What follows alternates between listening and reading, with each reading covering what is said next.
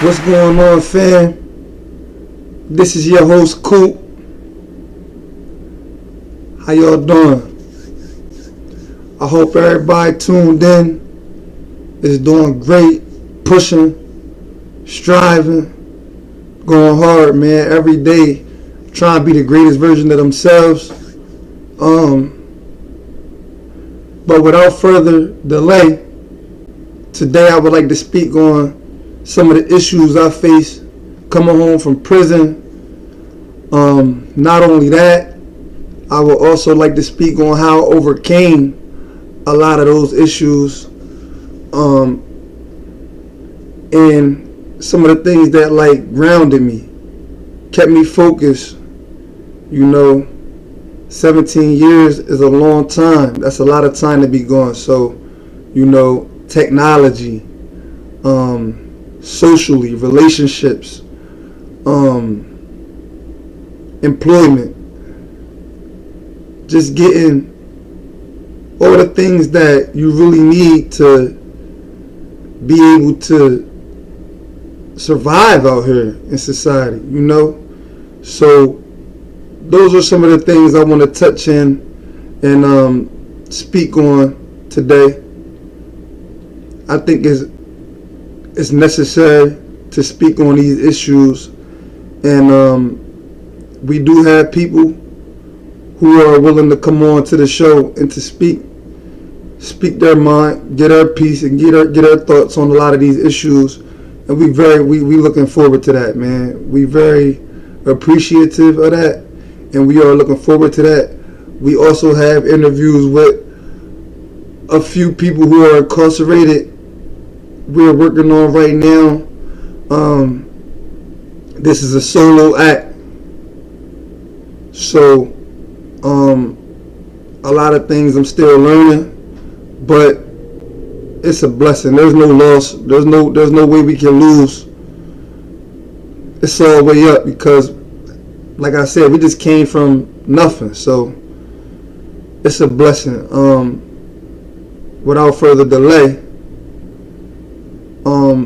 I think that a few things that was definitely troubling upon my return is that,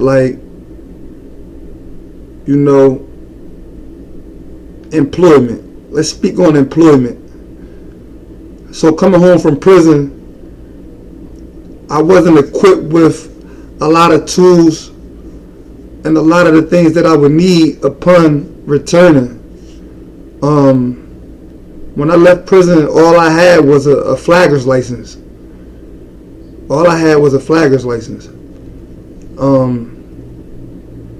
Education-wise, I did obtain my GED, which is good. But as far as the other valuable skills and things like that you need, as far as building resumes,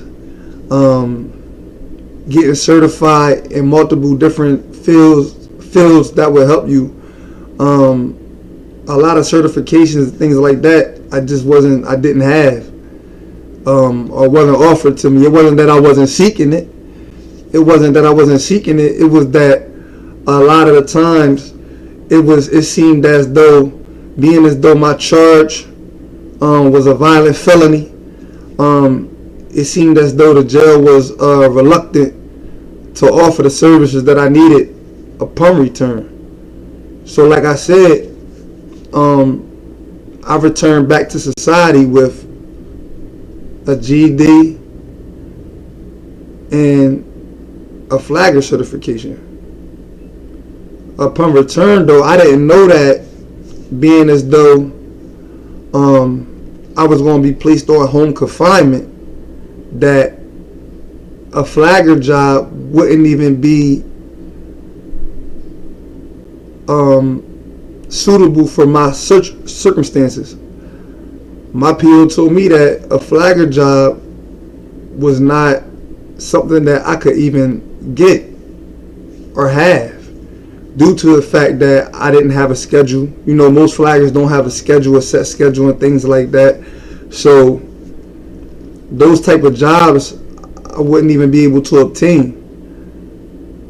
So that's a whole set of issues right there.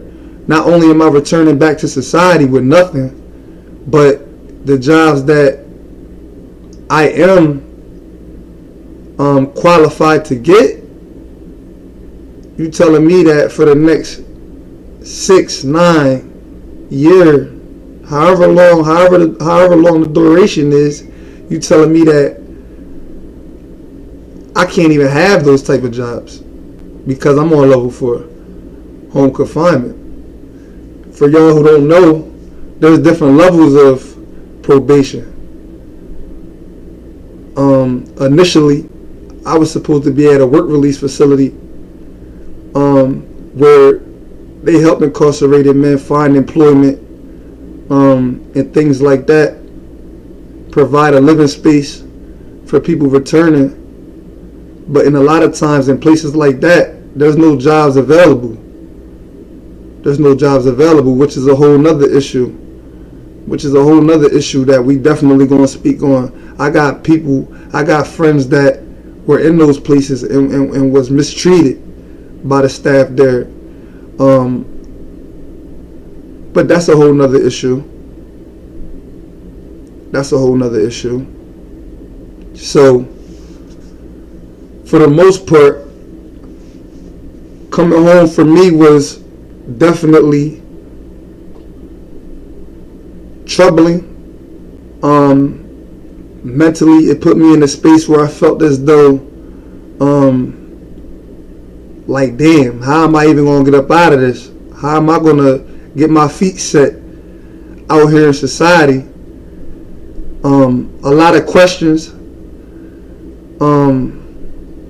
Mentally, it was troubling. It was very unsettling, to wake up every day and to not know if you're going to be able to make it. To not know if you're going to be able to make it, like to be able to get up in the morning and put your shoes on and to get dressed and to go out and have the things that you want, or to go to work, to clock in, to get that money that you need, because you need money out here. So it was a lot of things like that was very troubling for me. And it wasn't easy. So the focus level had to be there. The discipline had to be there. So initially, coming home, some of the things that helped me maintain and keep my mind right was, religion, Islam. For me, everybody's into different things. Whatever your religion is your religion. That's your peace. That's your grounding. That's how you stay grounded. So I stayed focused. I offered salat, and I stayed focused on some of the things that I needed to take care of. I kept a journal, and I wrote down some of the most important things that I needed to take care of every day, on an everyday basis. Whether that's applying for food benefits, whether that's applying for applications, filling out applications, trying to get jobs, finding different avenues, different programs that was willing to help me get certified in different fields, so that way that could better my chances of having success in finding employment. There was a lot of things like that I had to do on a daily basis. I know a lot of times, man,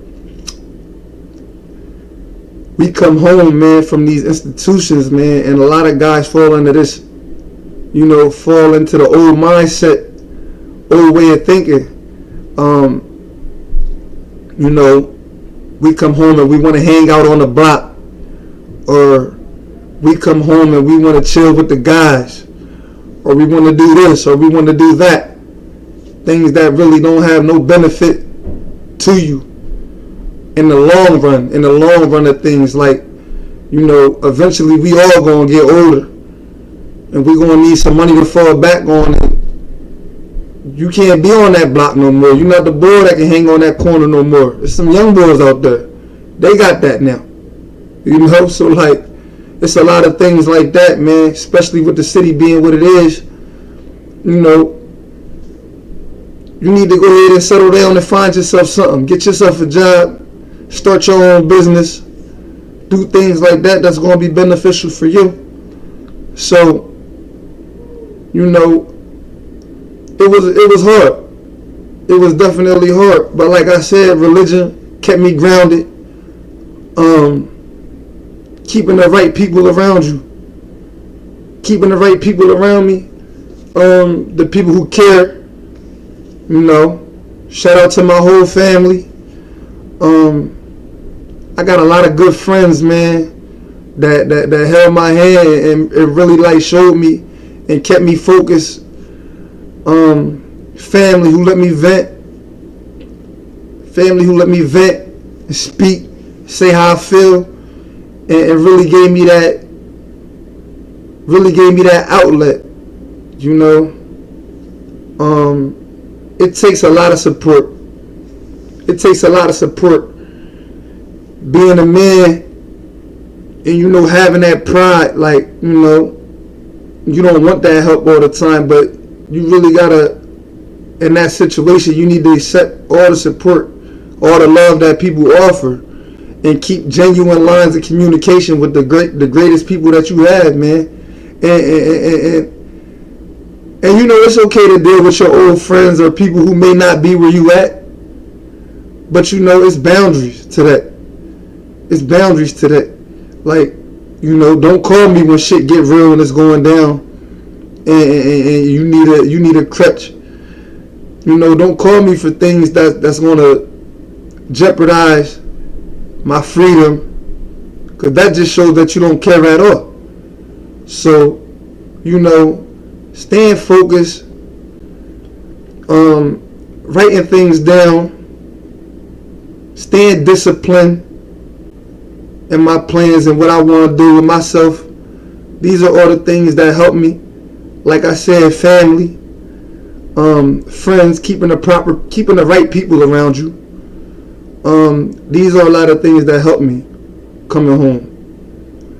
And not only that, but actually pursuing what I want to do or where I want to be. Actually pursuing that.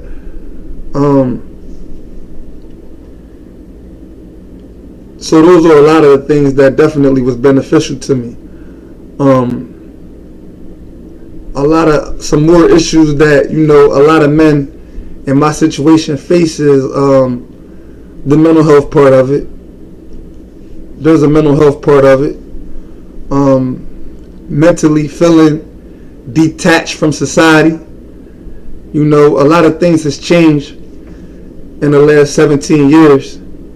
There's a lot of things I had to realize or come to terms with in regards to relationship, in regards to socially how I'm communicating, and still, even to the day, it's a struggle, and we learn it as we go along, but it's all new, and sometimes that can be scary. Sometimes that can be scary, that can be frustrating, you know. So with that, you need to lean back on your religion or whatever it is, that whatever your faith, your family, your support system, you need to lean back on those people, and sometimes just speak to them and let them know, like, yo, look, man, like, this is a struggle for me. You know, maybe you texting me and that's just not, my mind just can't function or focus on texting right back to you right now, you know, or maybe I didn't return that phone call. I mean, it's a lot going on. You know, coming from 4 walls and being confined to a space, and then coming out here to the world. Coming out here to the world, you know, it's a lot. It's a lot. So, you know, relationships is something that was definitely something that was a struggle for me. Even now, It's something that I'm working on every day to be a better man for the people that love and care about me. When I first came home, when I wasn't working, I know I would reach out to my family almost on a daily basis. My nieces, my nephews, my sisters, my brothers. I would reach out to these people on a daily basis. But as things move forward, it seemed like now it's getting harder to do those things or to be there in that way. And that's just life. So with me staying grounded, I was eventually able to obtain work. I was able to obtain a job. With that employment comes responsibility. With that employment comes responsibility. I was able to obtain a vehicle to move from A to B. I was eventually able to obtain my own place, my own living quarters. Staying with people is another thing. When I first came home, I was staying with my sister's father. Alhamdulillah, I'm grateful for that. I'm grateful for what he provided. Eventually, I had to move from there. I went to my sister's crib. I stayed with my sister. Shout out to her and him. I stayed with my sister briefly. And it was just like, staying with people is something that's uncomfortable for me as a man. Staying with people is something that's uncomfortable. Even when I was incarcerated, having another individual in my cell that I don't even know, it's uncomfortable. It's uncomfortable. And coming home to my family, even though I know these people, I'm in their living quarters. I'm in their space. Yeah, I know y'all. I love y'all to death. But I'm in y'all home. So that was very uncomfortable to me. I don't like that. Sleeping in someone's living room or sleeping in someone's extra bedroom. Having to move in a way that's respectable to them. Just not having your own is just very unsettling.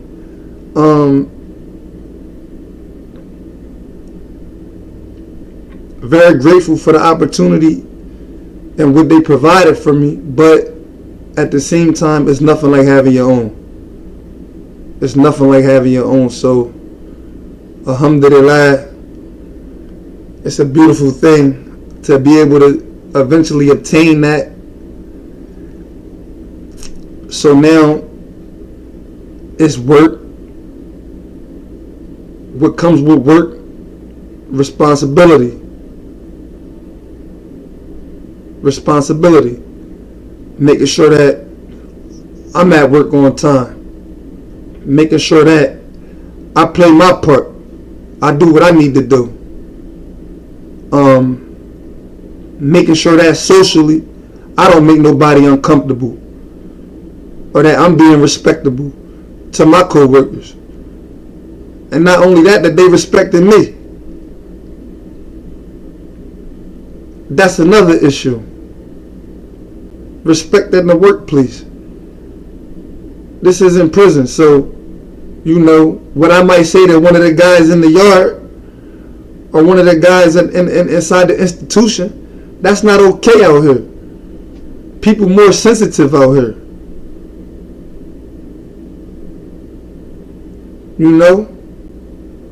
So I had conversations at work in the past where it was, yo, Coop, you can't do that. You can't talk to people like that. And it's coming to an understanding. This isn't, those type conversations ain't for me to take and feel a type of way. This is my managers or whoever gave me that opportunity. This is those people telling me, yo, this is something you need to watch, bro. This is something you need to watch, Coop, because, we see you. We love your work ethic. But these are some of the things that, as you transition, you will have to face and you will have to deal with. That mindset, that mentality that you had when you was in the yard, that's not okay out here. Everything don't have to be aggressive. When you inside, in a lot of instances, you have to be aggressive to get what you want. With the guards, with the medical staff, with other offenders and whatnot. You know what I'm saying? To get that respect, sometimes to get the proper treatment, you got to come off a little aggressive, because they don't respect the guy that says that's nice and humble. They don't respect the guy that's nice and humble. Oh, excuse me, can you? Nah. They don't respect that all the time. A lot of time. It's sad, but it's like they not preparing you to succeed out here. That's not their business. They don't make money with me succeeding and not going back. So that's not their business. Who cares? Yeah, be aggressive. Be unruly. But, like I said, with the job comes responsibility. With having my own place, more responsibility. Rent, electric, things like that. I gotta make sure that I got food to feed myself. I can't rely on, it's just gonna be food there. Nah, that's not how that work no more. That's not how that work no more. But like I said, good support, having good people around you, that all helps. That all helps ease the pain. But that's some of the things that I had to face coming home. There's a lot of great organizations out here. There's a lot of great organizations out here that helped along the way. I received a lot of help, regardless of how you feel. I received a lot of help from my officer, my probation officer. She's been doing an amazing job with me. I can't speak on everybody inside of that building, but I know that the lady that does handle and manage my case has done an amazing job so far. One of the very few bright spots that I can say I came across dealing with the system. And that's just being honest. We're not going to do no fraud. We're going to keep it real all the way through. So, being as though, this lady understood my circumstances, what I had to deal with. She was there, she seen it, and gave me grace, gave me time to get myself together. Never ran no pressure on my back. So, I think a part of that is her understanding that I came home focused. 17 years is a long time to be missing out and to not have. And the understanding that, we had is that I needed to come home and I needed to build. I needed time. I needed patience on her end and on mine. So we was able to overcome and achieve. We was able to come home and overachieve and achieve a lot of things we made happen. And that was a blessing, man. Everything is alhamdulillah. Everything is alhamdulillah. And, I thank Allah for everything. It was a blessing. The people I lost, the people I gained, it was all a blessing, man, and I'm grateful. I'm very much so grateful. So yeah. So like I said, some of the things that definitely helped was, staying grounded in religion, staying focused, keeping things written. Put your priorities first. Putting your priorities first. Family support. Those are some of the things that will definitely help you upon that journey, man. But every day is a grind. Don't ever think that we got it. Don't ever think that I got it. I'm still figuring it out. Every day I'm figuring it out. So, I'm just glad that I'm able to share that. I stay dolo, barely contacts in my phone. No need for fake friends, I'd rather die alone. Just remember me when I'm dead and gone. Keep my kingdom clean and take care of my throne. They won't take me out, I'm clutching on my chrome. Can't let my family die, gotta make it home. On point with everything, I was taught to read between the lines. To say they smoking me, the ops love it. I can't lead the eye, don't care if we in public thinking fuck it. I'm gon' squeeze the 9, don't come down here, this a one-way pussy nigga, read the sign. I'm from 1300, where it's fuck the G's and free the gas. You gon' die, see the county, that's just how the streets design. Off the airway, I'm so lifted, this right here, ease your mind. I hate woofers who ain't like that, that's one thing that I despise. If we go lurk